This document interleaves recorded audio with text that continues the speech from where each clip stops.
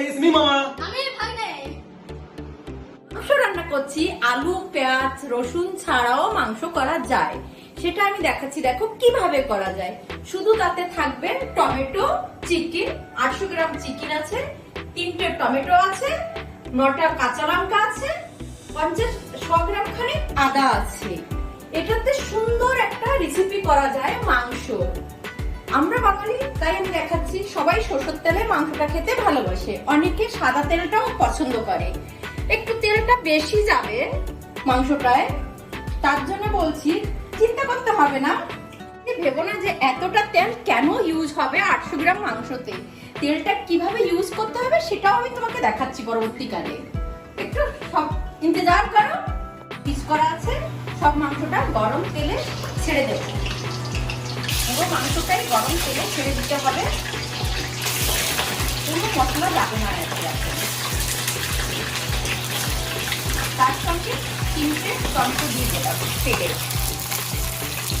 তাকে একটু হালকা নাড়াচাড়া দিয়ে দুটা টমেটোর সঙ্গে মাংসটা ঢেকে দিতে হবে। গ্যাসটা ফ্লেম ফাস্ট থাকবে, গ্যাসটা স্লো করা যাবে না। দিয়েছিলাম চিকেনে, অনেকে ভেবেছে এতটা তেল কি করবে, সেই তেলটা আমি এখন তুলে নিচ্ছি। পুরো তেলটা তোলারও অপশন আছে, পুরো বাটিতে তেলটা আমি ধরে তুলে নেব। এই তেলটা আবার যেহেতু আমরা বাঙালি, টমেটোটা পুরো ছিলকাটা সিদ্ধ হয়ে গেছে টমেটো, তার জন্য ছিলকাটা আমি তুলে নেব।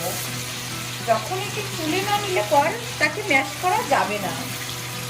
একে সুন্দরভাবে চিমটার সাহায্যে টমেটোর ছিলকাটা আমি তুলে নিচ্ছি।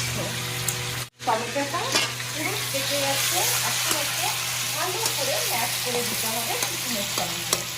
আর কোনো কিছুই দরকার নেই, খুব সুন্দর হবে চিকেনটা। রেখেছিলাম কাঁচা লঙ্কা, 9টা কাঁচা লঙ্কা বলেছিলাম, লঙ্কাটা আর আদা কাটা, আর কোনো কিছু না। স্বাদ অনুযায়ী লবণটা দেবো। গ্যাস স্লো করা যাবে না, গ্যাসটা ফাস্ট থাকবে ফ্লেমটা। স্বাদ অনুযায়ী আপনারা লবণটা দেবেন।